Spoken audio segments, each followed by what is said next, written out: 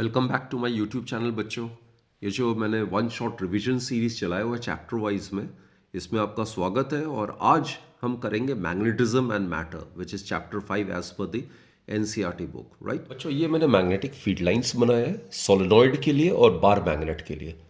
हमने ये आराम से वेरीफाई कर लेना है इस डायग्राम से कि बार magnet it is an equivalent solenoid. Right, तो बार मैग्नेट में देखो बच्चे, ये दो पोल्स होता है। पोल्स आपको पता है, these are not exactly the end points, these are near the end points of magnet where the force due to the magnet is maximum, isn't it? Magnetic force यहाँ पे मैक्सिमम है near the end points. और इनके बीच में जो distance होता है, poles के बीच में जो डिस्टेंस होता है, इसको मैग्नेटिक लेंथ कहते हैं। And it is a vector quantity, is directed from south pole to north pole. इसको आप सेंटर ऑफ द डाइपोल मान सकते हो। राइट, तो बच्चे magnetic field lines bar magnet के अंदर it is from south to north and outside it is from north to south. So magnetic field lines are in the form of continuous closed loops. Continuous closed loops में होने की वजह से magnetic field lines की ना ही कोई starting point होती है और ना ही कोई टर्मिनेटिंग पॉइंट होती है। राइट, जबकि बच्चों इलेक्ट्रिक फील्ड लाइंस आपको याद ही होगा, पॉजिटिव चार्ज से इमैनेट या स्टार्ट या इनिशिएट करता है और नेगेटिव चार्ज में टर्मिनेट करता है। तो ये एक बेसिक डिफरेंस है between electric field lines and magnetic field lines. अब देखो सोलेनॉइड है ये, इसमें से जब हम करंट आई को पास कराते हैं तो जैसे आपको पता है, अगर इस एंड से आप देखोगे तो यहाँ पे current appears to be flowing in the clockwise direction. So this end of the solenoid will act as a south polarity, while the other end of the solenoid through which the current appears to be flowing in the anti-clockwise direction, that will behave as the north pole. तो बच्चों इसकी भी अगर magnetic field lines अगर हम draw करते हैं तो लॉन्ग सोलेनॉइड है तो अंदर magnetic field line south to north होगी और लगभग ये स्ट्रेट पैरेलल इक्विडिस्टेंट है, तो यूनिफॉर्म मैग्नेटिक फील्ड है अंदर, और बाहर it will be from north to south. तो दोनों की मैग्नेटिक फील्ड लाइन्स आप चेक करो, बोथ आर ऑलमोस्ट आइडेंटिकल। तो इसीलिए बच्चों जो करंट कैरिंग सोलेनॉइड होता है that behaves as a magnetic dipole. तो bar magnet it can be considered to be an equivalent solenoid. Right, अब बच्चों कुछ फॉर्मूलेस की बात हम कर लेते हैं।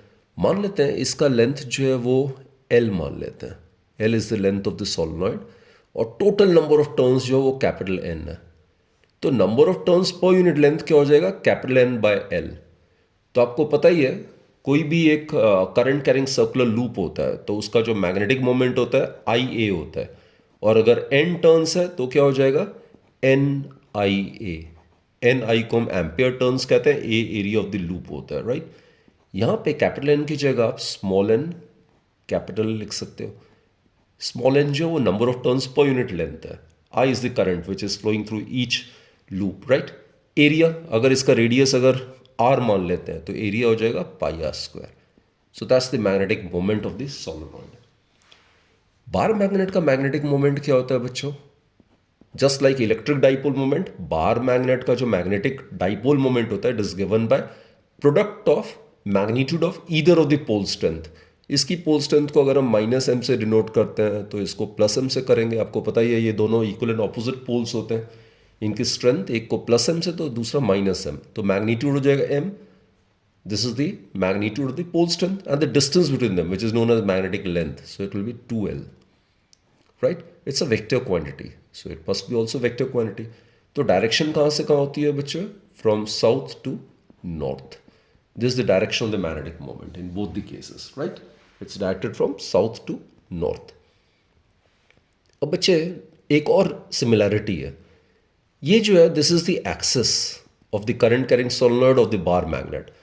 तो चाहे करंट कैरिंग सोलेनॉइड के कोई भी एक्सिस पे कोई डिस्टेंट अगर पॉइंट है तो वहाँ पे जो मैग्नेटिक फील्ड का जो फॉर्मूला होता है at any point on the axis that is given by μ0/4 twice magnetic moment divided by r cube। ये जो r है this is the distance of the observation point. ये जैसे पॉइंट P है, इसका जो डिस्टेंस है वो हम r ले लेते हैं from the centre of the dipole. Right, तो उस केस में at any point on the axis the magnetic field due to a current carrying solenoid और due to a magnetic dipole which is a bar magnet is given by the same formula. So this also verifies the fact that a current carrying solenoid behave as a magnetic dipole, and this is possible only when in the case of a short dipole, right? or rather when the distance of the observation point from the center of the dipole is very very large. तो बच्चों ये कुछ similarities थी इन दोनों की. कुछ difference भी है सोलेनॉइड और बार मैग्नेट में. अब बार मैग्नेट की जो मैग्नेटिक स्ट्रेंथ है वो कांस्टेंट या फिक्स्ड होती है, जबकि इसकी स्ट्रेंथ बढ़ा घटा सकते हैं by changing the magnitude of the current. दूसरा बच्चों इस केस में तब तक ये मैग्नेटाइजेशन प्रॉपर्टी होल्ड करके रखे जब तक कि हम करंट इसमें फ्लो कराते हैं. It's an electromagnet, right, depending upon the current. अब बच्चों बार मैग्नेट की कुछ प्रॉपर्टीज़ की बात करते हैं तो सबसे इंपॉर्टेंट प्रॉपर्टी होता है इसका डायरेक्शनल प्रॉपर्टी. तो कभी भी बार मैग्नेट या करंट कैरिंग सोलेनॉइड को अगर हम फ्रीली सस्पेंड कर देते हैं तो आपको पता है ये अप्रॉक्सीमेटली ज्योग्राफिकल नॉर्थ साउथ के अलोंग अलाइन कर लेता है. मैं फिर रिपीट करता हूँ, अगर बार मैग्नेट को अगर आप फ्रीली सस्पेंड करते हो किसी भी थ्रेड से टू अ रिजिड सपोर्ट, तो ये पहले तो ऐसे ऐसे थोड़ा ऑसिलेट करेगा, फिर एक इक्विलिब्रियम पोजीशन में आके स्टेबल हो जाएगा. तो इसकी जो डायरेक्शन होगी that will B approximately along the geographical north south of the earth. तो ये मान लेते हैं अप्रॉक्सीमेटली ज्योग्राफिकल नॉर्थ है अर्थ का. This is suppose the geographical north of Earth, right.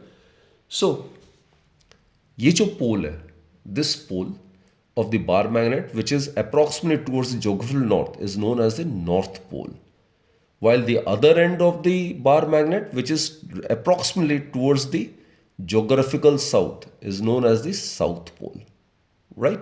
So these are the two poles of a magnet.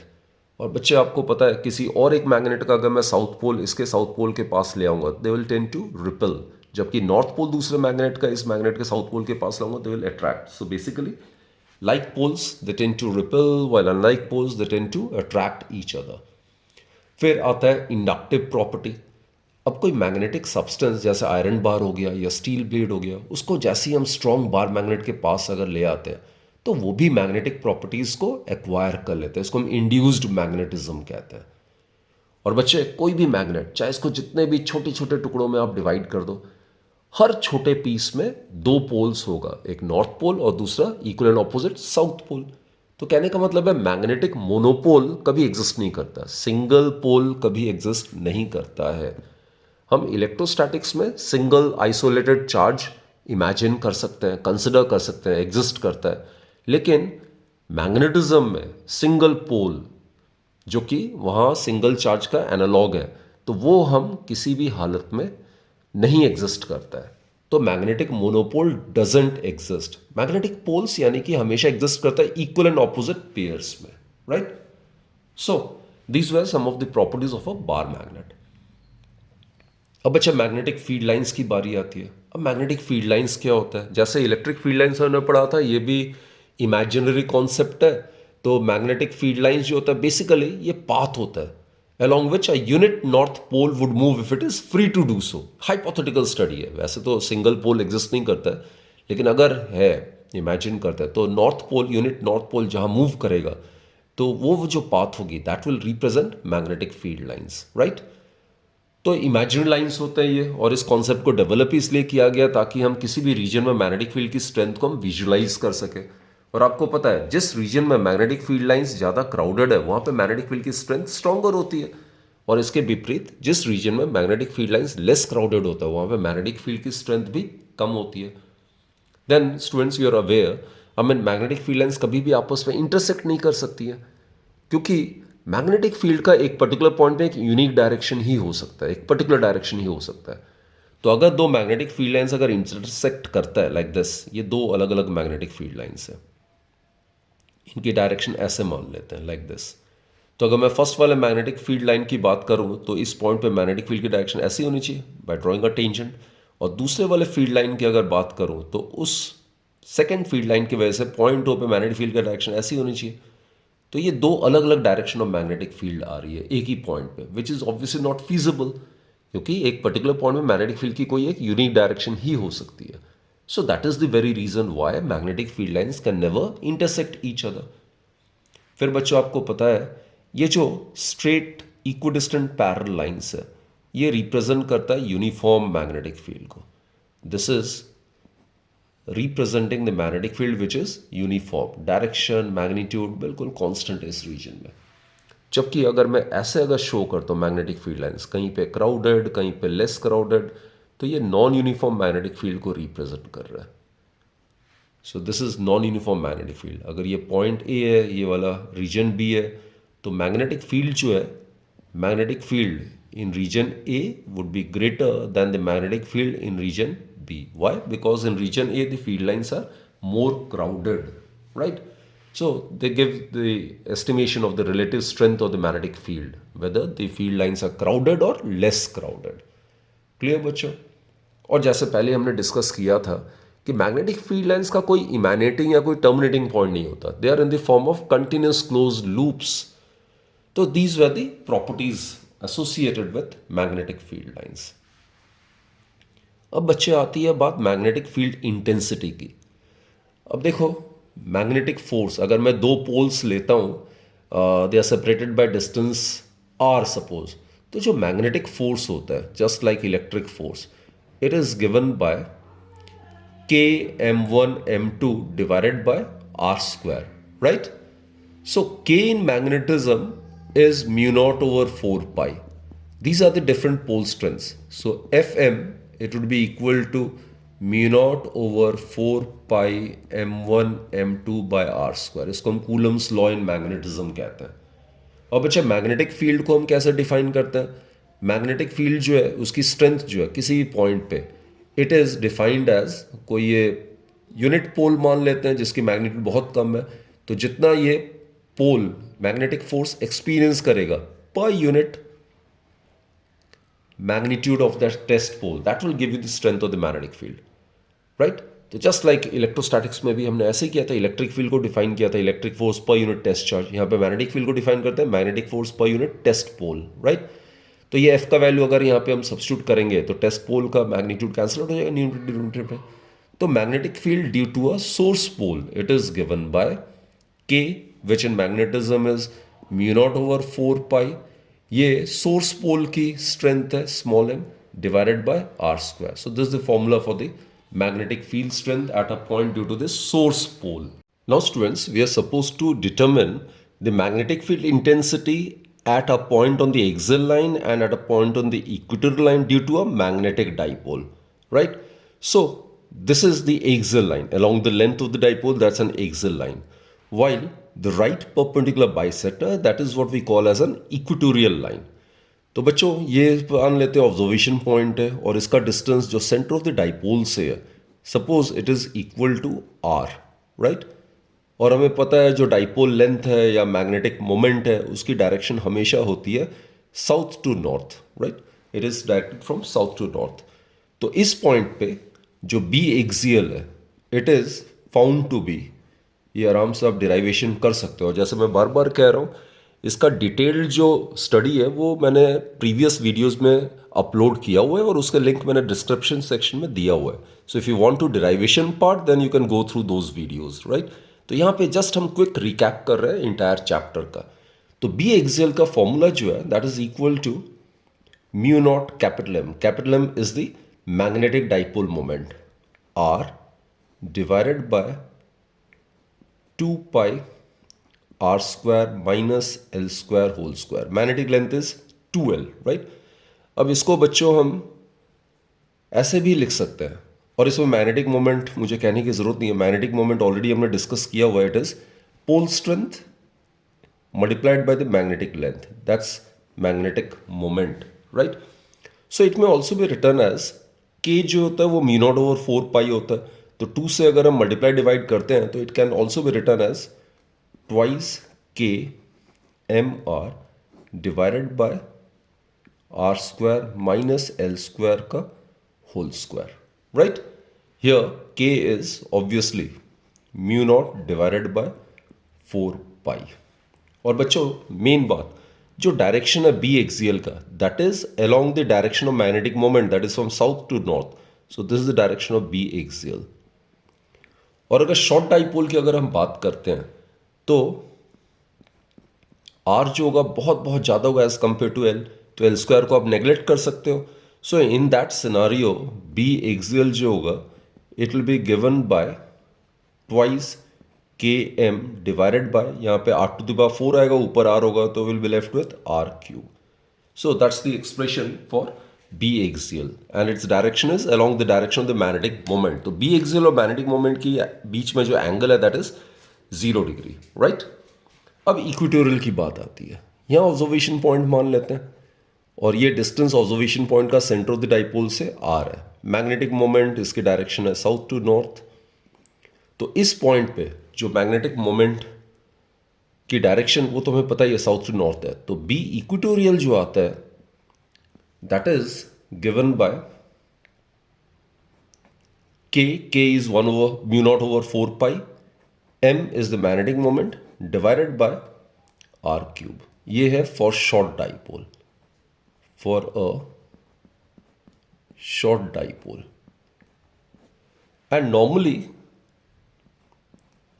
B equatorial जो आता है अगर नॉर्मल सिचुएशन में, so it is μ0 m divided by 4 pi r² plus l² to the power 3/2. Again बच्चों μ0/4 pi को आप k लिख सकते हो. सो km divided by r² plus l² to the power 3/2. So that's the formula. तो ये शॉर्ट डाइपोल वाला एक्सप्रेशन आप इसी से डिराइव कर सकते हो. शॉर्ट डाइपोल के लिए L is very very small, तो L² can be neglected as compare to R². तो will be left with Km divide by R² to the power 3/2. So that will give us Km by R³. Most important point is जो equatorial point में जो magnetic field intensity है that is opposite to that of the magnetic moment. Magnetic moment की direction का है south to north, लेकिन B equatorial की direction होती है north to south. So the angle between B equatorial and magnetic moment is 180 degree. Clear? So this was the case of magnetic field intensity due to magnetic dipole at axial and equatorial line. अब बच्चे आता है torque on a magnetic dipole in a uniform magnetic field. अब आपको पता है uniform magnetic field का मतलब होता है किसी भी रीजन में मैग्नेटिक फील्ड की स्ट्रेंथ जो है वो कांस्टेंट होना और उसकी डायरेक्शन भी सेम होना. सो that is represent by set of equidistant parallel lines. ये सेंटर मान लेते हैं और यहाँ पे डाइपोल है. अब आपको पता है जो इसका साउथ पोल है it will behave as the negative charge, analogous है इलेक्ट्रोस्टैटिक्स के. इसकी अगर पोल स्ट्रेंथ अगर प्लस m मानते हैं तो इसकी पोल स्ट्रेंथ हम -m मानेंगे, right. It will experience force mb along the direction of the magnetic field, while the south pole it will experience same force mb but in the opposite direction. ये centre of the dipole है. तो बच्चे ये दोनों forces जो है equal in magnitude है, opposite directed है और देखो इनका लाइन ऑफ एक्शन डिफरेंट है. तो obviously they will constitute a torque and it will tend to rotate the dipole in the clockwise direction and it will tend to make the dipole align along the direction of the magnetic field, right. और ये हम theta मान लेते हैं. Theta is the angle between the magnetic moment and the magnetic field. ये रहा, ये diagram में दोबारा से बना रहा हूँ. ये बच्चों मैग्नेटिक मोमेंट है, इसकी डायरेक्शन होती है साउथ टू नॉर्थ और ये यूनिफॉर्म मैग्नेटिक फील्ड है और इनके बीच में एंगल थीटा है. सो टॉर्क क्या होता है बच्चे? Torque is equal to m vector cross b vector. m is the magnetic moment, b is the strength of the magnetic field and this is the cross product, vector product. So in magnitude it may be written as mb sin theta, right. तो आप देख ही सकते हो torque maximum कब होगा जब theta 90 degree होगा. तो टॉ मैक्स हो जाएगा mb. और अगर ये डाइपोल मैग्नेटिक फील्ड के अलोंग अलाइन करता है या उसके ऑपोजिट अलाइन करता है, यानी कि थीटा अगर 0 डिग्री है या 180 डिग्री है तो साइन 0 भी 0 होता है, साइन 180 भी 0 होता है. तो in that case torque would be 0, right. और टॉर्क आपको पता ही है by using the properties of vector product, torque जो है it will be perpendicular to both m vector as well as it will be perpendicular to b vector. That is torque की direction क्या होगी? Perpendicular to the plane containing m vector and b vector. तो m vector और b vector इस plane of the paper में लाई कर रहा है, तो torque की डायरेक्शन क्या होगी? इस plane of the paper के perpendicular. तो ये this is an example of axial vector. फिर बच्चों हमने ये डिस्कस किया था इस टॉर्क, इस डाइपोल को अगर इस टॉर्क के खिलाफ अगर थोड़े एंगल से अगर रोटेट कराते हैं तो उसके लिए जो small amount of work done होगा that will be given by tau D theta. तो यहाँ पे टॉर्क का वैल्यू सब्स्टिट्यूट करो तो it will be M B sine theta D theta. तो अगर इस डाइपोल को मैंने θ1 से θ2 अगर रोटेट कराना है तो जो वर्क डन आता है that is given by M B. अगर आप सॉल्व करोगे तो it will be given by cos θ1 minus cos θ2, right. तो work done in making the dipole to rotate from initial angle θ1 to θ2 under the influence of magnetic field is given by M B cos θ1 minus cos θ2। And आपको पता है as per work energy theorem, जब कभी भी हम कुछ work done करते हैं किसी चीज़ का कॉन्फ़िगरेशन बदलने के लिए, that amount of work done get stored in the body और the system in the form of potential energy. तो बच्चे जो एनर्जी का एक्सप्रेशन है that is given by M B cos θ1 minus cos θ2, right? And one more thing, अगर initially मान लेते हैं डाइपोल जो है वो राइट एंगल बना रहा है मैग्नेटिक फील्ड के साथ और फाइनल एंगल मान लेते हैं वो थीटा बना रहा है, तो उस केस में cos θ1 would be 0, θ2 would be theta. So in that case u जो पोटेंशियल एनर्जी है that would be given by minus m vector dot B vector. ये डॉट प्रोडक्ट हो गया, energy is a scalar quantity, so these are the two vectors and the scalar product of these two vectors is a scalar quantity। minus mb cos theta होगा तो that can be written as minus m vector dot b vector। अब बच्चे अगर इसमें theta जो है वो 0 degree हो जाता है तो potential energy would be minimum minus M B. तो उस केस में जब एनर्जी मिनिमम होता है then the system is said to be in the state of stable equilibrium. तो उस केस में अलाइनमेंट क्या होता है डाइपोल का, along the direction of the magnetic field, right? और अगर इसके विपरीत अगर थीटा अगर 180 डिग्री हो जाता है तो cos 180 डिग्री -1 होगा तो माइनस माइनस क्या हो जाएगा, प्लस एम बी हो जाएगा। So in that case potential energy is maximum. और जब पोटेंशियल एनर्जी किसी सिस्टम का मैक्सिमम होता है then it corresponds to the state of unstable equilibrium. तो वहां पे बच्चों अलाइनमेंट कैसे हो जाएगा डाइपोल का, अगर मैग्नेटिक फील्ड अगर ऐसे है तो डाइपोल की अलाइनमेंट उसके ऑपोजिट होगी, तो that will correspond to the state of unstable equilibrium. बच्चों मैग्नेटिक मटेरियल्स जैसे पैरामैग्नेटिक, डायमैग्नेटिक, फेरोमैग्नेटिक सब्सटेंसेस को ढंग से समझने के लिए कुछ magnetic properties of the materials को डिस्कस करने के लिए कुछ फिजिकल क्वांटिटीज के बारे में हमें जानना जरूरी है।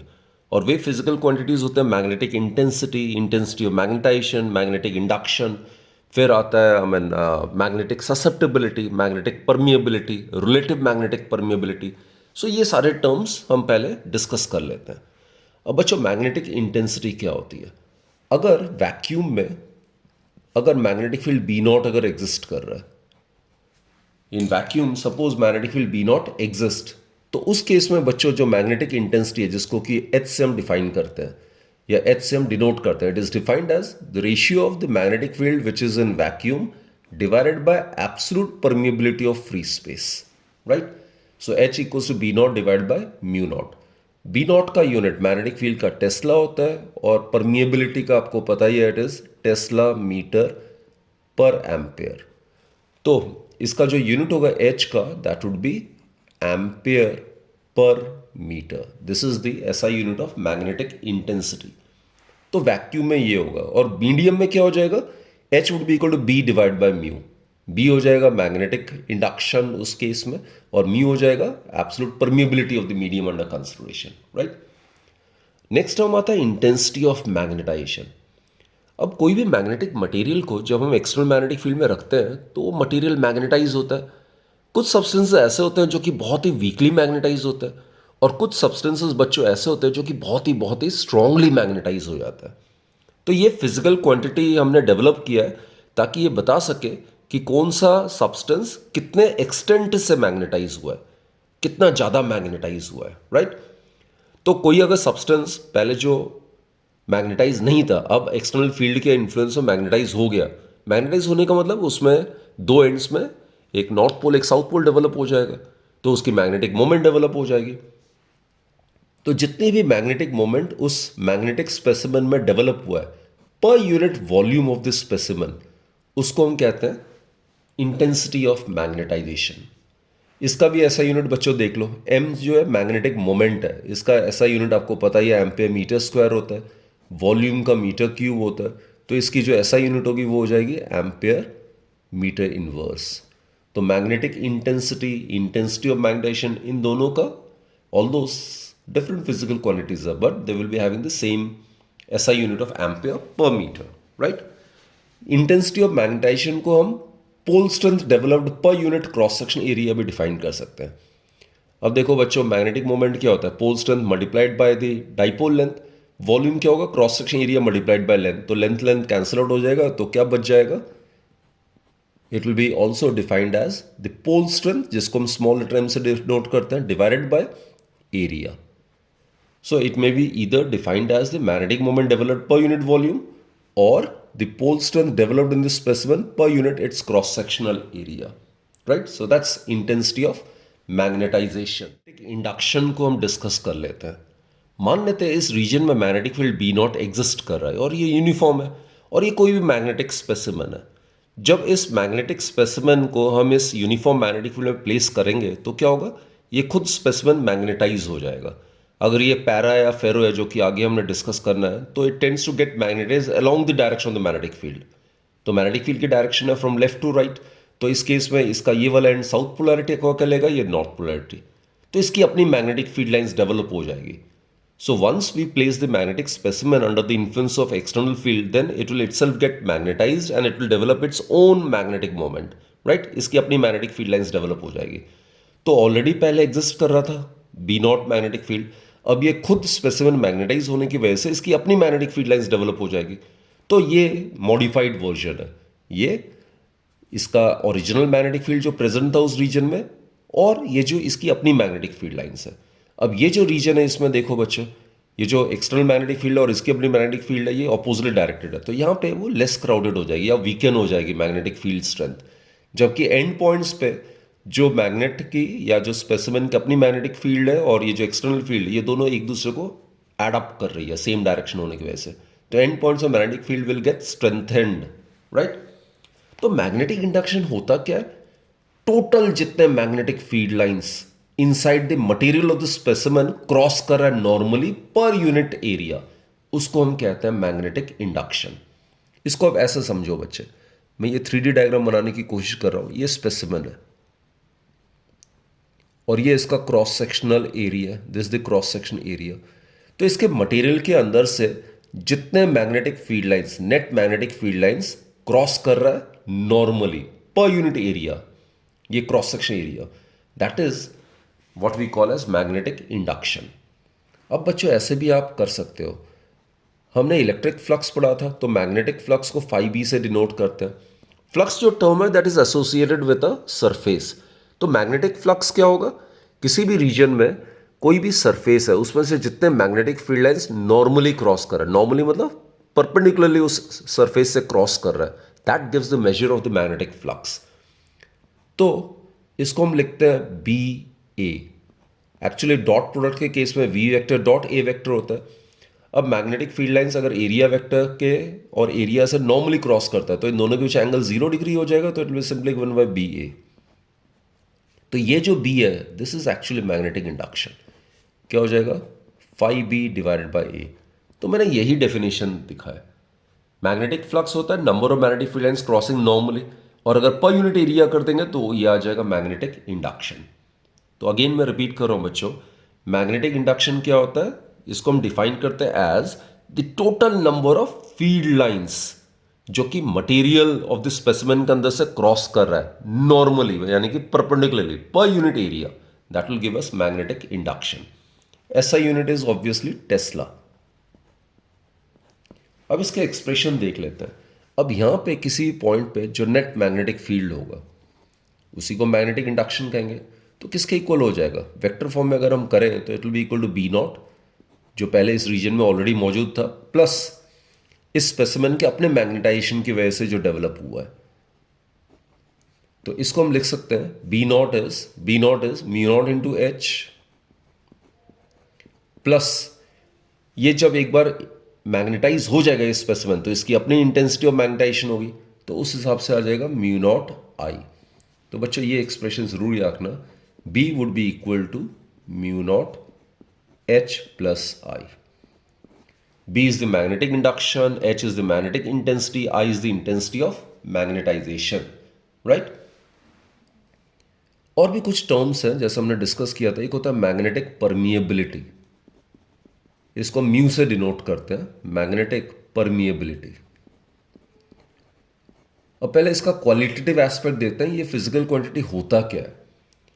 ये quantity basically it gives the measure of the conducting power of a specimen towards the passage of magnetic field lines.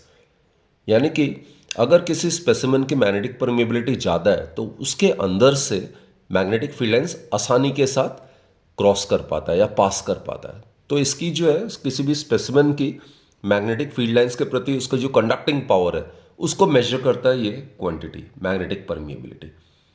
So it actually gives the measure of the conducting power of a specimen towards the passage of magnetic field lines through it, right? और बच्चों mathematically जो है permeability को हम define करते हैं as the ratio of magnetic induction to the magnetic intensity.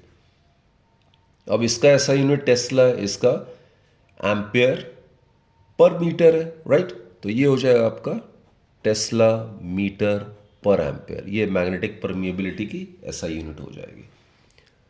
आगे बढ़ते हैं बच्चों, एक और टर्म आता है मैग्नेटिक ससेप्टिबिलिटी। इसको हम काई से डिनोट करते हैं। Just like electric susceptibility, here in the case of magnetism we use the term magnetic susceptibility.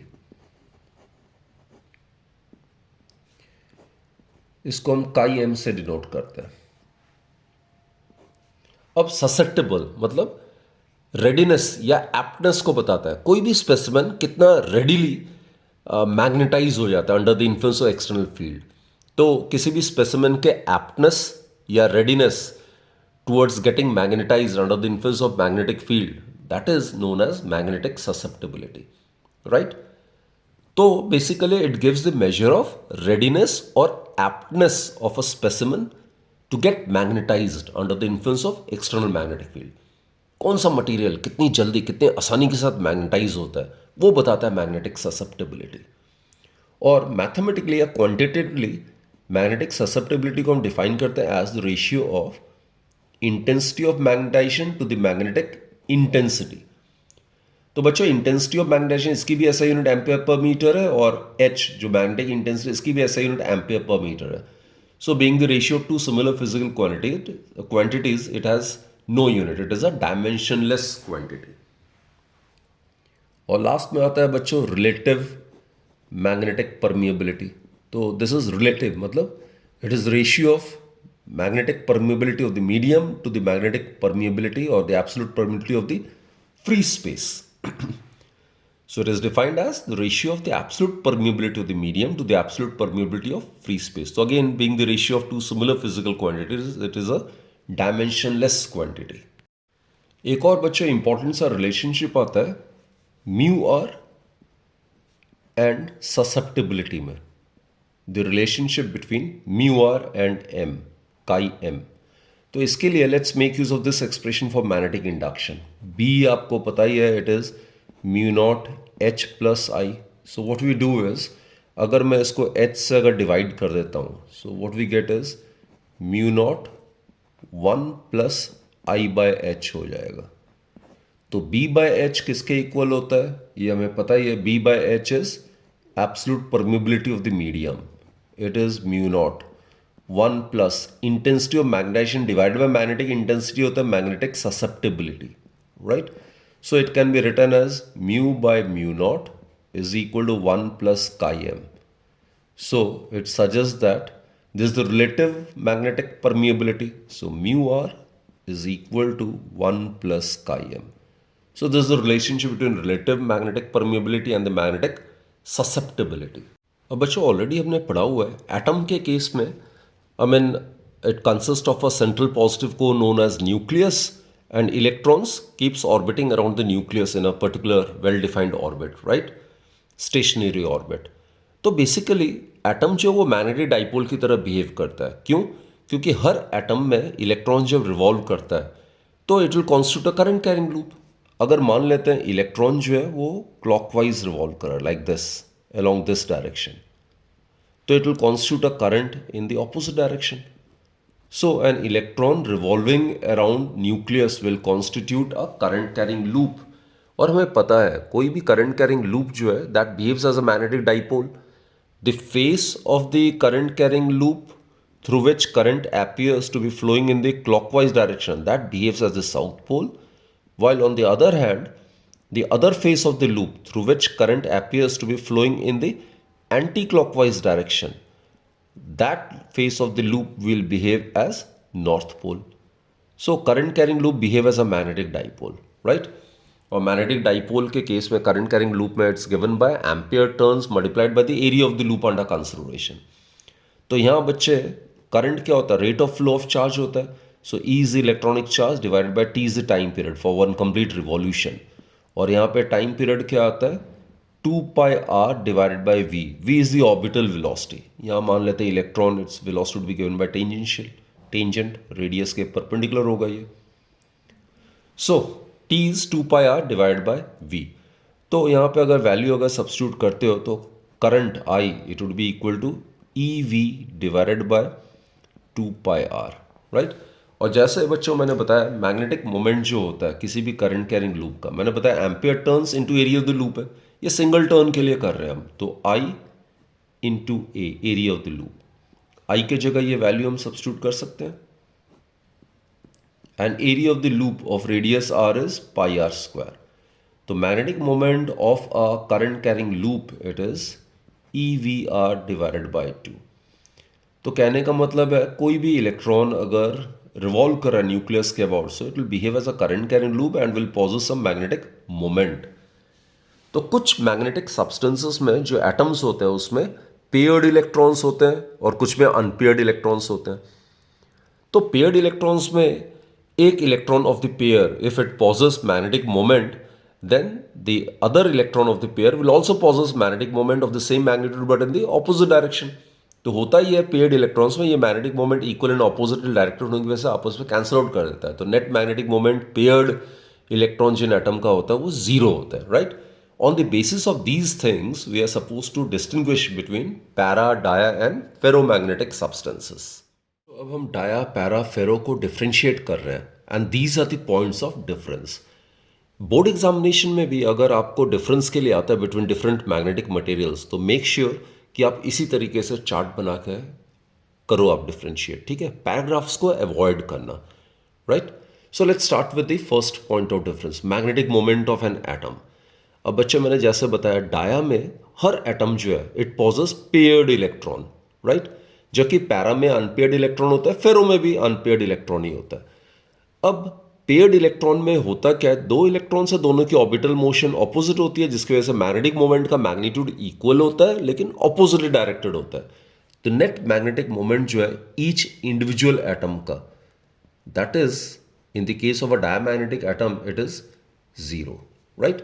जबकि पैरा के केस में अनपेयर्ड इलेक्ट्रॉन है तो ऑब्वियसली इसमें कुछ ना कुछ नेट मैग्नेटिक मोमेंट हर इंडिविजुअल एटम कुछ ना कुछ पॉजेस करेगा. So it will have some finite value.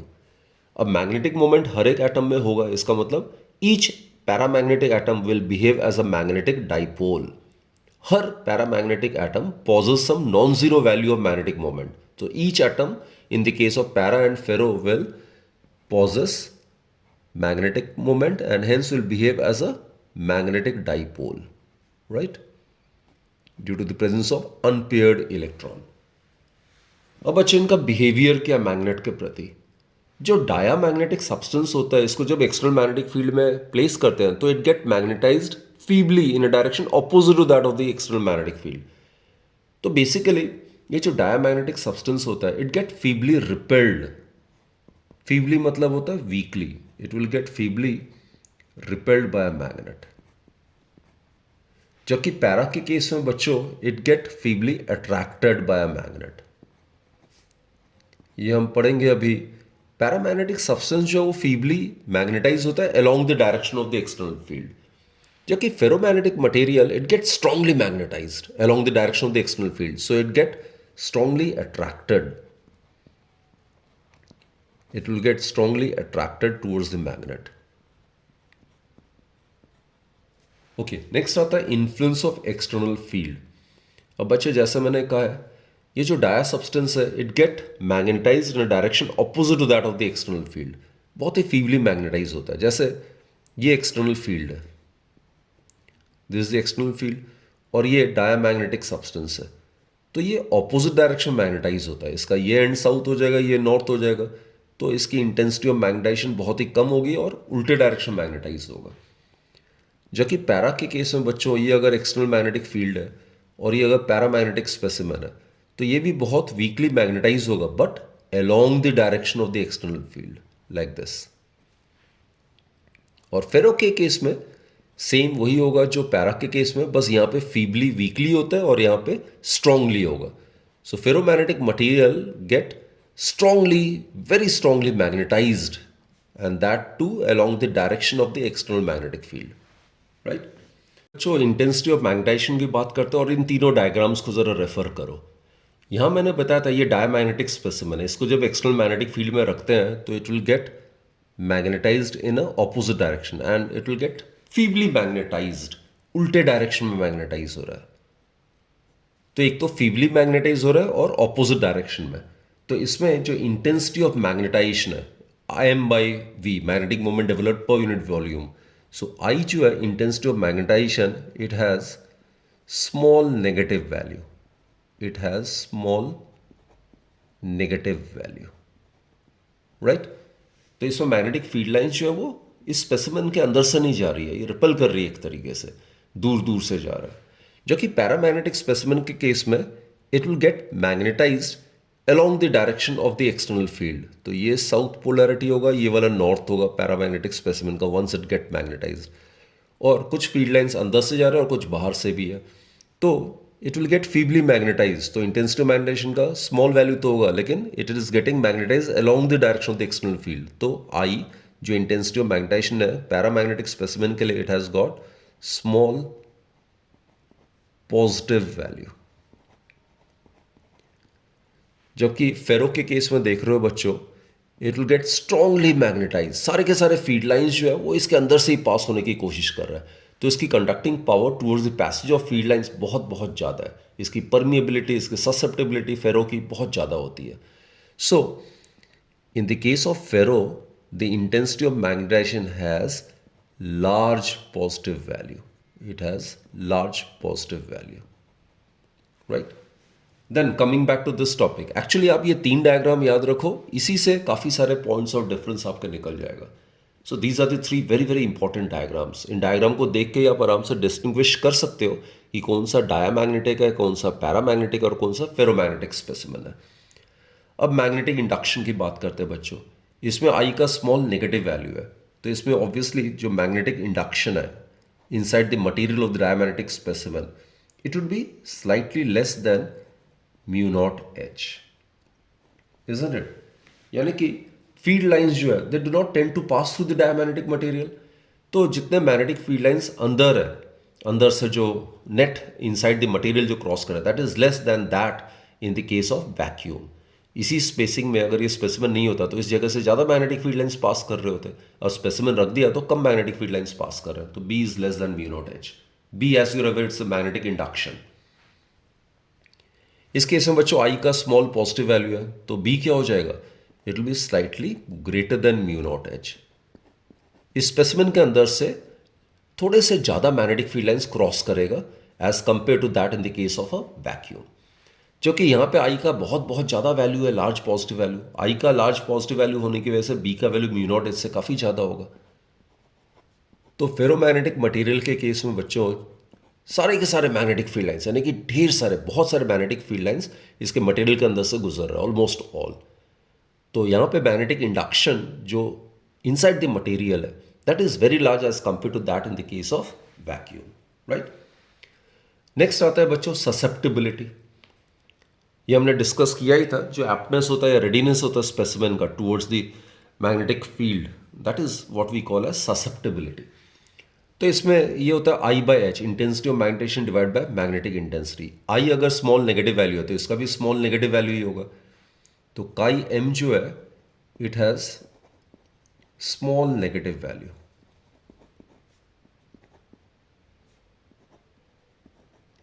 Actually जो काई M होता है डाया के लिए, जैसे मैंने बताया नेगेटिव वैल्यू होगा तो लेस देन 0 होगा, स्मॉल होगा, मिनिमम जो इसका वैल्यू है दैट इज -1, राइट। इसमें बच्चों एक मैं एडिशनल चीज़ आपको बताना चाहता हूँ, जो मोस्ट एग्जॉटिक जो डायमैग्नेटिक मटेरियल होते हैं वो सुपर कंडक्टर्स होते हैं। अब सुपर कंडक्टर्स कौन से होते हैं? जिनकी रेजिस्टिविटी जीरो होती है एक पर्टिकुलर टेम्परेचर में, जिसको हम क्रिटिकल टेम्परेचर कहते हैं। तो ये बेसिकली मेटल्स होते हैं which are cooled to very low temperatures and which exhibit both perfect conductivity and perfect diamagnetism. अब यहाँ पे जो है फीड लाइन जो है वो कंप्लीटली एक्सपेल्ड हो जाता है। एक्सपेल्ड मतलब कोई भी फीड लाइन उसके अंदर से गुजरता ही नहीं है। तो उस केस में काई का वैल्यू जो होता है वो -1 होता है। तो मैं रिपीट कर रहा हूँ, जो डायमैग्नेटिक सुपर कंडक्टर्स होते हैं उस केस में जो मैग्नेटिक ससेप्टिबिलिटी होता है उसकी वैल्यू -1 होती है, और उस केस में जो रिलेटिव परमिएबिलिटी होती है वो 0 होती है। ठीक है, फॉर डायमैग्नेटिक सुपर कंडक्टर्स। और ये जो फिनोमेना है ना, ये परफेक्ट डायमैग्नेटिज्म का सुपर कंडक्टर्स में, इसको हम मीजनर इफेक्ट कहते हैं। मीजनर साइंटिस्ट का नाम था, उसी ने ये डिस्कवर किया था। तो perfect diamagnetism in super conductors is called Meissner effect, right. So इसका रेंज ये होता है, -1 is for super conductor. Diamagnetic super conductors के लिए कायम का वैल्यू -1 होता है। पैरा में आ जाओ बच्चे। पैरा के केस में मैंने बताया जैसे आई का स्मॉल पॉजिटिव वैल्यू होता है, आई का स्मॉल पॉजिटिव वैल्यू तो काईएम का भी स्मॉल पॉजिटिव वैल्यू होगा।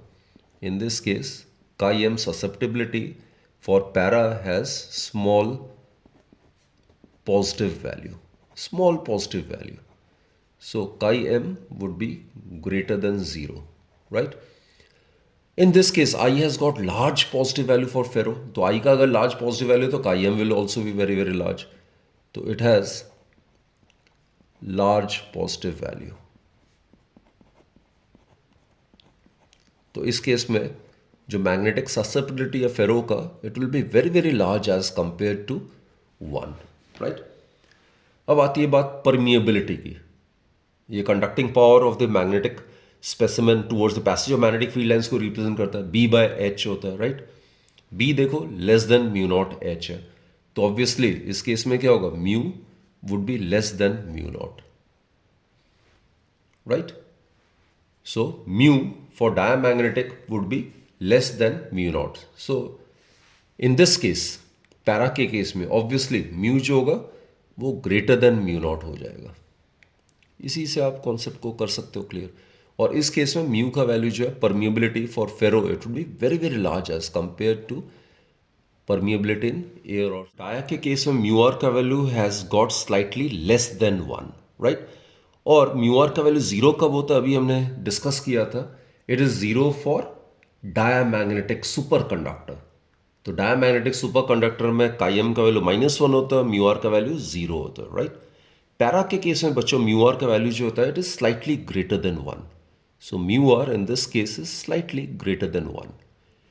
While in the case of ferromagnetic material जो म्यू आर का वैल्यू होता है वो होता है mu divide by μ0, that is what relative permeability is. So it will be very very large as compare to 1। तो students जो डायमैग्नेटिक बिहेवियर है वो इंडिपेंडेंट ऑफ टेम्परेचर होता है, राइट। जबकि पैरामैग्नेटिक जो स्पेसिमेन है वो क्यूरीज लॉ को ओबे करता है। और क्यूरीज लॉ क्या स्टेट करता है कि magnetic susceptibility of a paramagnetic specimen is inversely proportional to its temperature in the absolute scale, right. तो this is the temperature in the absolute scale. तो इसके बीच में अगर आप ग्राफ प्लॉट करोगे temperature, this is the temperature in the absolute scale, और ये मान लेते हैं ससेप्टिबिलिटी है, तो पैरामैग्नेटिक स्पेसिमेन के केस में it will be a hyperbolic curve like this, right, inversely proportional है। फेरोमैग्नेटिक सब्सटेंस वो भी टेम्परेचर पे डिपेंड करता है, लेकिन वो क्यूरीज लॉ ओबे नहीं करता है। अब देखो फेरोमैग्नेटिक सब्सटेंसेस को जैसे हम हीट करते जाएंगे, बहुत हीट करते जाएंगे, तो वो थोड़ा बहुत मैग्नेटिज्म लूज करता जाएगा। एक क्रिटिकल टेम्परेचर आता है हर एक स्पेसिमेन का, फेरोमैग्नेटिक स्पेसिमेन का, उसके बियॉन्ड अगर हम हीट करेंगे, क्रिटिकल टेम्परेचर के beyond, then the ferromagnetic specimen will start behaving as a paramagnetic substance. तो बेसिकली जो मैग्नेटिक ससेप्टिबिलिटी होता है फेरोमैग्नेटिक मटेरियल का वो भी टेम्परेचर डिपेंडेंट है, but it depends with temperature in the following manner, T minus Tc। This is basically the temperature above the Curie's temperature. इसको TC जो क्रिटिकल टेम्परेचर इसको हम क्यूरी टेम्परेचर भी कहते हैं। तो फेरोमैग्नेटिक मटेरियल का भी टेम्परेचर बढ़ेगा तो उसकी ससेप्टिबिलिटी वैल्यू कम होती है, but it obey Curie Weiss law. This is known as Curie Wies law, right? and Tc is the critical temperature. So in this case, magnetic susceptibility of a ferromagnetic specimen is inversely proportional to the temperature above its critical temperature. Last but not the least बच्चों, examples आपको ज़रूर पता होना चाहिए. Gold, silver, then copper, lead, bismuth, ये सारे examples है diamagnetic substances के. जो कि पैरामैग्नेटिक सब्सटेंसेस के एग्जाम्पल है aluminium, sodium, calcium, oxygen, magnesium. और ऑक्सीजन जो है that is at standard temperature pressure. Ferromagnetic substances के जो एग्जाम्पल है that is cobalt, nickel and iron, alnico. Right. So basically these are the examples of ferromagnetic materials. अब बच्चों एक और चीज़ आपको मैंने बताना है कि डाया जो है diamagnetism it can be explained on the basis of electron theory. Right. और जैसे मैंने कहा है कि इसमें पेयर्ड इलेक्ट्रॉन्स होते हैं, तो जिसकी वजह से इनकी two electrons of a pair will possess magnetic moment of same magnitude but opposite directed, तो वो कैंसिल आउट होकर नेट मैग्नेटिक मोमेंट जीरो होता है. पैरा जो मैग्नेटिक सब्सटेंस होता है they can be explained on the basis of atomic theory. हर paramagnetic atom जो होता है वो एटॉमिक डाइपोल का काम करता है क्योंकि हर एटम में, हर पैरामैग्नेटिक एटम में कुछ ना कुछ मैग्नेटिक मोमेंट होता है. लेकिन बच्चों इन the absence of an external field ये पैरामैग्नेटिक जो एटम्स होते हैं वो रैंडमली ओरिएंटेड होता है, तो नेट मैग्नेटिक मोमेंट पूरे स्पेसिमेन की बात करते हैं तो वो जीरो ही रहेगा. और जैसे जैसे टेम्परेचर बढ़ेगा वैसे वैसे अलाइनमेंट खराब होती जाएगी, तो उस केस में उसकी ससेप्टेबिलिटी इन्वर्सली प्रोपोर्शनल टेम्परेचर होता है. और एक्सटर्नल फील्ड अगर हम बढ़ाते हैं लो टेम्परेचर पे तो उसकी एटॉमिक डाइपोल्स के अलाइनमेंट धीरे धीरे सही होती जाएगी और एक पर्टिकुलर टेम्परेचर में वो सारे के सारे परफेक्टली अलाइन हो जाएगा. तब हम कहेंगे कि ये फुल्ली मैग्नेटाइज हो गया. राइट. फेरो के केस में बच्चों इसको हम डोमेन थ्योरी से समझते हैं. इसमें जो होता है one unpaired electron of an atom strongly interacts with the unpaired electron of the neighbouring atom. So इनमें क्या होता है, एटम्स का इंडिविजुअल केस नहीं आता, इसमें हम कलेक्टिव एटम्स की बात करते हैं, डोमेन्स की बात करते हैं. तो इसमें जो इंडिविजुअल एटम्स होते हैं या आयंस या मॉलिक्यूल्स होते हैं फेरोमैग्नेटिक मटेरियल में, it possess a net dipole moment. Right. तो इसमें जो डोमेन का जो कॉन्सेप्ट है वो ये होता है कि इसमें ग्रुप ऑफ एटम्स होता है जो कि एक पर्टिकुलर डायरेक्शन में अलाइंड होता है. लेकिन again in the absence of an external magnetic field ये सारे डोमेन का भी net magnetic moment it will vectorially add to zero only. लेकिन जब एक्सटर्नल फील्ड अप्लाई करते हैं तो ये बहुत ज़्यादा स्ट्रांगली मैग्नेटाइज हो जाता है. क्योंकि एक और चीज़ बच्चों कर लेते हैं, यहाँ पे आई और एच के बीच में ग्राफ प्लॉट कर लेते हैं ये तीनों मटेरियल्स के लिए. आई और एच का जो स्लोप है that will give us the magnetic susceptibility. और दूसरी बात बच्चे, जैसे मैग्नेटिक इंटेंसिटी हम बढ़ाएंगे तो इंटेंसिटी ऑफ मैग्नेटाइजेशन भी प्रोपोर्शनली बढ़ेगा तीनों के केस में. तो आई और एच का ग्राफ जो है तीनों के केस में स्ट्रेट लाइन होगा. लेकिन यहां पे आई और एच का ग्राफ जो होगा it will be in the fourth quadrant because chi m for diamagnetic substance has got small negative value. Right. So it will be like this. जबकि IH का ग्राफ अगर पैरा के लिए अगर करते हैं तो ये फर्स्ट क्वाड्रेंट में ही होगा क्योंकि इसमें chi m जो कि I और H का स्लोप है वो chi m देगा और वो क्या होता है, it has got small positive value. Right. तो it will be in the first quadrant. इसमें chi m का वैल्यू फेरो के लिए बहुत बहुत ज़्यादा होता है. सो इस केस में इसका स्लोप ज़्यादा स्टीप होगा लाइक दिस. पैरा के कंपैरेटिवली इसका स्लोप ज़्यादा स्टीप होगा, स्ट्रेट लाइन होगा but it will be much steeper as compare to that of para. Right. अब बच्चों सेशन के अंत में हम इलेक्ट्रोस्टैटिक एनालॉग डिस्कस करते हैं जिसमें इलेक्ट्रोस्टैटिक्स के अगर सारे फॉर्मूलेज आपको याद है तो उससे हम मैग्नेटिज्म के सारे फॉर्मूलेज हम याद रख सकते हैं इजीली. राइट. बस सिंपल से कॉन्सेप्ट्स हैं वो आपने समझने की ज़रूरत है. जो बच्चों यहाँ पे हम चार्ज का कॉन्सेप्ट लेते हैं इलेक्ट्रोस्टैटिक्स में, एक होता है पॉजिटिव चार्ज और दूसरा होता है नेगेटिव चार्ज. तो यहां पे मैग्नेटिज्म है उसका एनालॉग हो जाएगा पोल स्ट्रेंथ. अब पोल्स आपको पता ही है दो तरीके के होते हैं, north pole and south pole. जो पॉजिटिव चार्ज है जिसको हम प्लस क्यू से डिनोट करते थे उसका एनालॉगस होगा यहां पे नॉर्थ पोल और उसकी जो पोल स्ट्रेंथ है that will be represented as plus M. M stands for the pole strength. और जो नेगेटिव चार्ज इलेक्ट्रोस्टैटिक्स में माइनस क्यू से डिनोट करते थे वो यहाँ पे बच्चे नेगेटिव चार्ज की जगह ये आ जाएगा साउथ पोल और क्यू के जगह यहाँ पे हम पोल स्ट्रेंथ लेंगे. नॉर्थ और साउथ दोनों की पोल स्ट्रेंथ इक्वल है लेकिन ऑपोजिट नेचर है तो इसको हम माइनस एम से डिनोट करेंगे. राइट. तो कांस्टेंट ऑफ प्रोपोर्शनलिटी की बात आती है। यहां पे के का वैल्यू एयर या वैक्यूम के केस में it is 1/4 pi epsilon not. It is the absolute permittivity of free space. It's value is 8.854 into 10⁻12, right, coulomb square पर न्यूटन पर मीटर स्क्वायर आया था। मैग्नेटिज्म में के का वैल्यू जो होगा it will be equal to mu not divided by 4 pi. Mu not होता है 4 पाई इंटू 10⁻7 और इसका वैल्यू होता है टेस्ला मीटर पर एम्पेयर, ऐसा यूनिट। तो बच्चों के का वैल्यू दोनों के केस में किस पे डिपेंड करता है? नेचर ऑफ द मीडियम में, राइट, और दूसरा system of the units of chosen में। ऐसा ही वैल्यू के का होता है 9 इंटू 10⁻9 इलेक्ट्रोस्टैटिक्स में। मैग्नेटिज्म में के का वैल्यू होगा 10⁻⁻7। देन आता है Coulomb's law. Coulomb's law you are aware it's valid for 2 point and static charges. Electrostatics में कूलम्स लॉ अगर अप्लाई करते हैं it is F equals to K की जगह 1/4 पाई एप्सिलॉन नॉट, दोनों charges Q1 Q2 divided by inverse square law में करता है आर स्क्वायर, राइट। यहां पे बच्चे जो मैग्नेटिक फोर्स होगा कूलम्स लॉ इन मैग्नेटिज्म में 1/4 पाई एप्सिलॉन नॉट की जगह क्या आ जाएगा? म्यू नॉट ओवर 4 पाई, राइट। चार्जेस Q1 Q2 की जगह क्या आ जाएगा? पोल स्ट्रेंथ आ जाएगा M1 M2। ये दो अलग अलग मैग्नेट्स के पोल्स हैं। लाइक पोल्स रिपल करेगा और लाइक पोल्स अट्रैक्ट करेगा। ये भी इनवर्स स्क्वायर लॉ भी करता है। क्लियर? तो अगर ये फॉर्मूला आता है तो ये अपने आप आ जाएगा। मैग्नेटिक फील्ड बच्चों आपको पता ही है।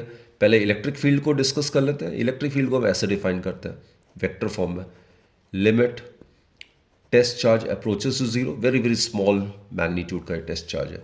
So electric force experienced per unit test charge. तो इसमें अगर वैल्यू सब्स्टिट्यूट करते हैं तो मैग्नीट्यूड में क्या आता है?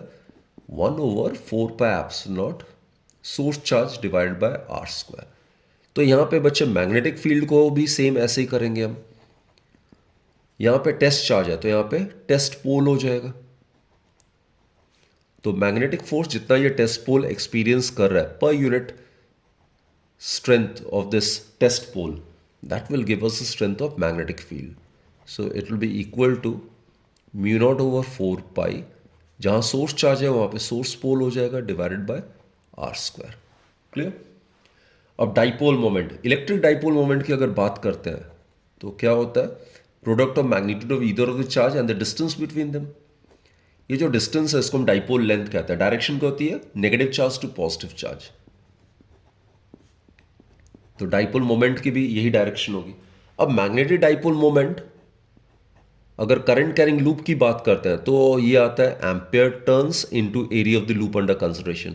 और अगर बार मैग्नेट की या करंट कैरिंग सोलेनॉइड के मैग्नेटिक मोमेंट की बात करते हैं तो क्या आएगा? यहाँ पे चार्ज की जगह पोल स्ट्रेंथ आ जाएगा। Product of magnitude of either of the pole strength of a given dipole multiplied by the distance with them, उसको हम डाइपोल लेंथ कहते हैं। तो इस केस में डाइपोल लेंथ की डायरेक्शन कहां से कहां होती है? South to north. Negative charge is analogous to south, right, -m, and positive charge is analogous to north pole. So direction of the magnetic moment would be from south to north. अब बच्चों आता है field at N axial point. यहां पे जो electric field का formula आया था आप याद करो जरा, क्या आता है? 1/4 pi epsilon naught, right, twice p r divided by are square minus a square का होल स्क्वायर। और बच्चा शॉर्ट डाइपोल के लिए जो ई का वैल्यू आया था for a short dipole when r is very very large as compare to a, क्या आया था? ये 1/4 पाई एप्सिलॉन नॉट। इसकी जगह आप के भी लिख सकते हो, twice p divided by are cube, right. तो इलेक्ट्रिक फील्ड जो है वो inversely proportional to r cube है। और डायरेक्शन क्या आया था? From negative charge to positive charge. अब यहां मैग्नेटिक फील्ड की बात करते हैं at any point on the axial line. तो देखो ये फॉर्मूला अगर आपको याद है 1/4 पाई एप्सिलॉन नॉट की जगह क्या आ जाएगा? म्यू नॉट ओवर 4 पाई। 2 की जगह 2 ही रहेगा। ये इलेक्ट्रिक डाइपोल मोमेंट है तो यहाँ पे मैग्नेटिक डाइपोल मोमेंट हो जाएगा। आगे सेम ही रहेगा, आर स्क्वायर माइनस यहाँ पे एक ही जगह शायद हमने एल माना हुआ है तो यहाँ पे एल स्क्वायर का whole square. This is the formula for B axial. And for a short dipole जब distance of the observation point बहुत बहुत ज़्यादा है as compare to the dimensions of the dipole तो एल स्क्वायर को neglect मान सकते हैं। तो उस केस में ये आएगा mu naught over 4 pi twice m divided by are cube. और डायरेक्शन अगर यहाँ पे नेगेटिव टू पॉजिटिव है तो यहाँ पे क्या हो जाएगा, south to north, that is along the direction of the magnetic moment, right. उसी तरीके से इक्वेटोरियल का भी आप दोनों में कंपेयर कर सकते हो। अगर इलेक्ट्रोस्टैटिक्स के अगर फॉर्मूलेस अगर आते हैं तो ये आराम से हो जाएगा, दोनों के दोनों बिल्कुल सिमिलर है। तो यहाँ पे इक्वेटोरियल के केस में फॉर्मूला आया था 1/4 epsilon naught, this is the electric dipole moment divided by are square plus a square 3/2। तो शॉर्ट डाइपोल के लिए जैसे मैंने पहले ही कहा है, r would be very very large as compare to a, तो ए स्क्वायर को नेग्लेक्ट मान सकते हो। तो शॉर्ट डाइपोल के लिए आएगा P/4 epsilon not are cube. और बच्चों ध्यान देने वाली बात यह है, इक्वेटोरियल में जो ई इक्वेटोरियल का जो डायरेक्शन है वो मैग्नेटिक मोमेंट या डाइपोल मोमेंट के ऑपोजिट होगा। इस केस में डाइपोल मोमेंट के ऑपोजिट होगा।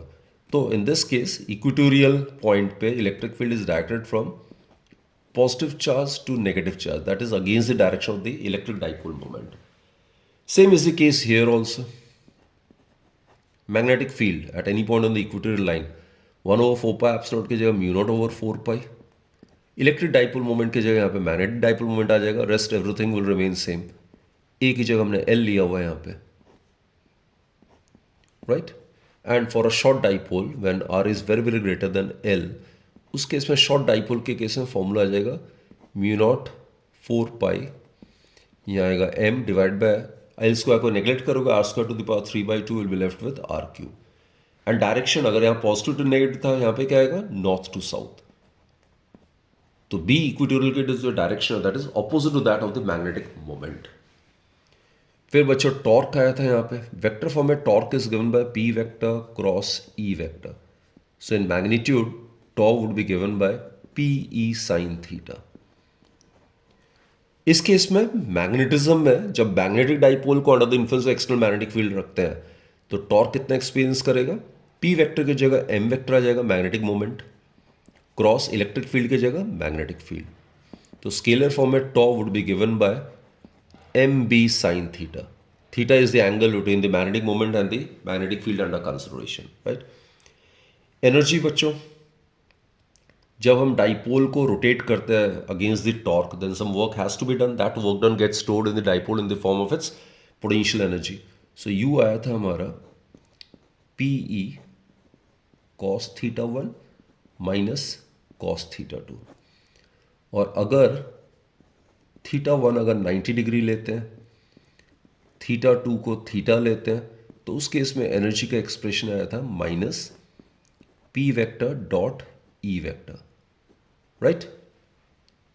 सेम यहां पे करो बच्चे, यहां पी के जगह मैग्नेटिक मोमेंट आ जाएगा, ई के जगह मैग्नेटिक फील्ड आ जाएगा, rest everything will remain same. और इसमें भी अगर हम इनिशियली मान लेते हैं कि मैग्नेटिक डाइपोल जो है वो मैग्नेटिक फील्ड के साथ 90 डिग्री का एंगल बना रहा है, और फाइनली रोटेट करने के बाद वो फाइनल एंगल मैग्नेटिक फील्ड के साथ थीटा बना रहा है, तो ये वैल्यूज अगर यहाँ सब्स्टिट्यूट करोगे तो उस केस में एनर्जी जो है that will be given by minus M vector dot B vector.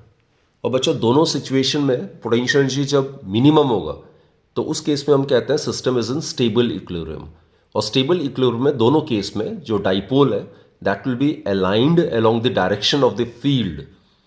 जबकि दूसरी तरफ अगर पोटेंशियल एनर्जी मैक्सिमम है, मैक्सिमम कब होगा, जब थीटा जो है वो 180 डिग्री होगा। तो जब मैक्सिमम पोटेंशियल एनर्जी होगा तो डाइपोल जो होगा उस सिस्टम को हम कहेंगे कि वो अनस्टेबल इक्विलिब्रियम में, और अनस्टेबल इक्विलिब्रियम में जो डाइपोल है that will be aligned in a direction opposite to that of the field, right.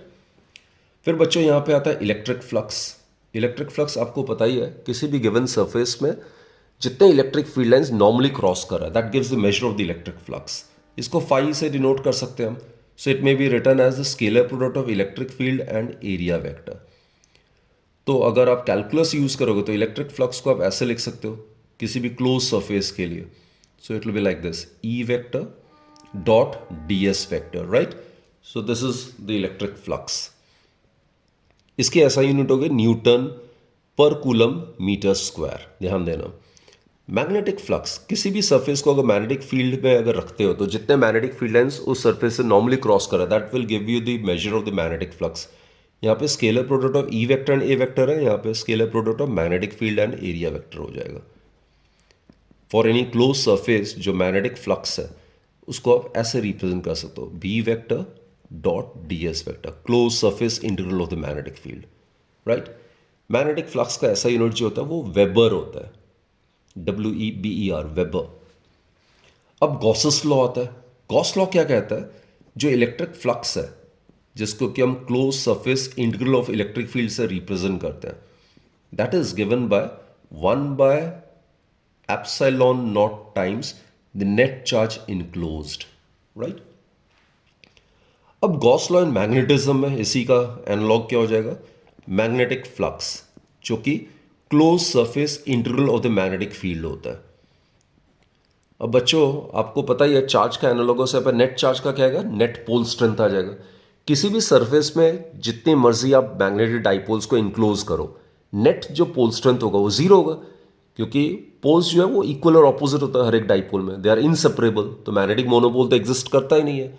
तो यहाँ पे मैग्नेटिक मोनोपोल ना एग्जिस्ट करने की वजह से नेट फ्लक्स जो होगा that will be equal to zero. तो किसी भी क्लोज सरफेस में जितने मैग्नेटिक फील्ड लाइंस एंटर कर रहे हैं उतने मैग्नेटिक फील्ड लाइंस लीव कर रहा होगा। So this a very very crucial point, the magnetic flux associated with the close surface is always zero, right. And susceptibility बच्चों, ससेप्टिबिलिटी अभी हमने डिस्कस किया था, काई एम होता है। तो रिलेशन क्या होता है इस केस में, इलेक्ट्रोस्टैटिक्स में हमने पढ़ा था रिलेटिव परमिटिविटी, या इसको हम डाइलेक्ट्रिक कांस्टेंट कहते हैं कैपिटल के।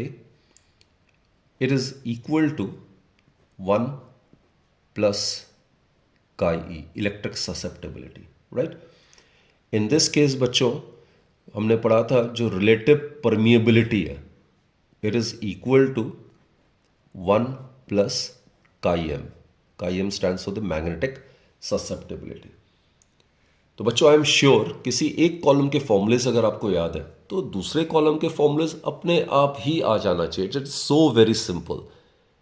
तो आई एम श्योर ये जो सेशन में पूरा हमने जो क्विक रिकैप किया है इस चैप्टर 5 का मैग्नेटिज्म एंड मैटर का, it must be very very beneficial to you. और जैसे मैं बार बार कहता हूँ अगर डिटेल्ड स्टडी आपने करना है तो please watch my previous videos which I have already uploaded earlier, जिसका मैंने लिंक शेयर किया हुआ है डिस्क्रिप्शन में। बाकी आपने एक बार चैप्टर पढ़ लिया ढंग से, सारे डेराइवेशंस के लिए, उसके बाद क्विक रिकैप के लिए दिस कैप्सूल और दिस मॉड्यूल और रादर दिस वन शॉट जो रिविजन सीरीज मैं आप लोगों के लिए लेके आ रहा हूँ, this will be very very beneficial to you all. तो बच्चों keep learning, keep improving your knowledge and do utilize each and every second, because this is a very very crucial time as the exams are approaching, and do take very very good care of yourself.